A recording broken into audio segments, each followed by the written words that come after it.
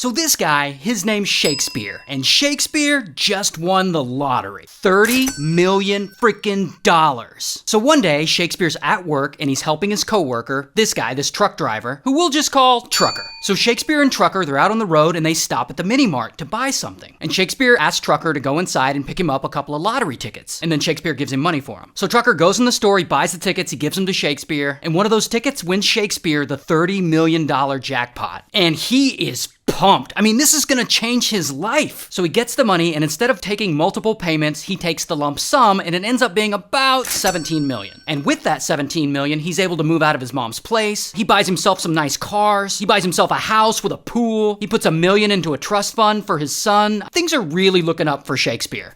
Until, soon enough, predictably, people around him start hitting him up for money. Like, hey, can you loan me 10 grand or so? And Shakespeare, he's a generous dude, so he says yes. And he ends up loaning out lots of money to his friends and family. And pretty quickly, people around him start getting greedy. And they start hitting him up for money all the time. Even Trucker, who picked up the lottery tickets for Shakespeare, he wants some of that money. And he files a lawsuit saying the winning lottery ticket was actually his. So a whole court case kicks off and Shakespeare's gotta go to court and the jury ends up siding with Shakespeare. But it's a really long and expensive process and Shakespeare is just done with all these greedy ass people. But then, one day, he meets this woman Dee Dee. And Dee Dee, she's a businesswoman and she eventually offers to help Shakespeare manage his finances and be his advisor. And most importantly, to get him away from a bunch of these greedy ass people. And by this point in the story, Shakespeare had either spent or loaned out the vast majority of his winnings. So he agrees to let Dee Dee come on and help him manage his money. And Dee Dee, she gets to work right away. She's helping him set up his bank accounts properly. She's chasing down people that owe Shakespeare money, trying to get them to pay him back. And so far, she's doing a pretty good job. But over time, Dee Dee also starts getting greedy. And slowly, she starts transferring Shakespeare's finances into her own account. And she starts buying stuff for herself with his money, and she changes the title on his BMW to her name, and the deed to his house to her name. She essentially takes over almost everything he owns. And Shakespeare doesn't realize it because A, she's the one managing and advising him, and B, he's illiterate. He can't read or write well, like at all. So he's extra vulnerable to being ripped off. And to make it worse, once Dee Dee takes over everything he owns, she decides it's time to get rid of Shakespeare for good. And she comes up with a plan. Now, this is one of those cases where we don't know a lot of the details of what happened, but here's what we know.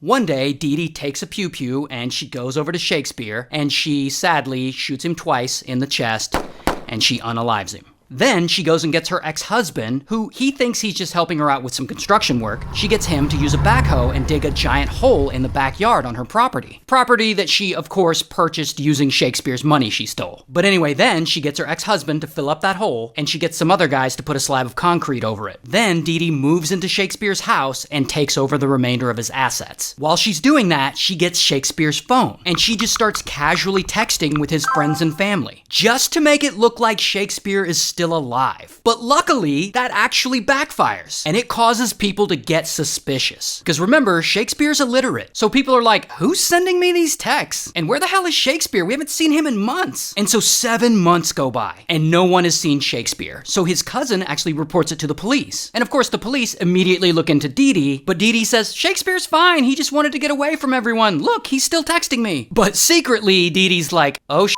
they're on to me. So she goes and finds one of Shakespeare's acquaintances, this guy Greg. And Dee Dee offers to pay Greg $300 if he'll call Shakespeare's mother and pretend to be Shakespeare and be like, hey mom, I'm alive, I'm fine. So that the mother will then tell police that Shakespeare's not actually missing and police will stop investigating. And Greg agrees to do this. He's like, $300? Cool. So he makes the phone call to Shakespeare's mom pretending to be Shakespeare. But Shakespeare's mom isn't buying it. So she reports this phone call to the police. And police look into it and they trace the call back to Greg. So they bring Greg in and they question him, and Greg admits Dee Dee paid him to make that call. And then police tell him like, hey, Shakespeare is seriously missing. He might be out there hurt somewhere. And they tell Greg he needs to help them and work as an informant so that they can bust Dee Dee and ultimately figure out what actually happened to Shakespeare. And Greg agrees. So then they concoct this whole undercover sting operation. And so Greg wears a wire. Well, he doesn't actually wear it. He hides it inside a Red Bull can. But regardless, Greg has a wire. And he meets up with Dee Dee. And Dee Dee straight up tells tells him she's the reason Shakespeare is missing, and that she's looking to hire someone to take the fall for Shakespeare's disappearance. And Greg is like, hey, I know just the guy. So the next time Greg and Dee Dee meet, Greg brings his cousin, who is about to go to prison for something anyway. So Greg's cousin tells Dee Dee, yeah, he'll absolutely lie to the cops and tell them he's the one who unalived Shakespeare, if she'll pay him $50,000. I mean, this is literally a plot on Breaking Bad. And so Dee Dee agrees to this, which is great, because Greg's cousin actually turns out to be an undercover cop.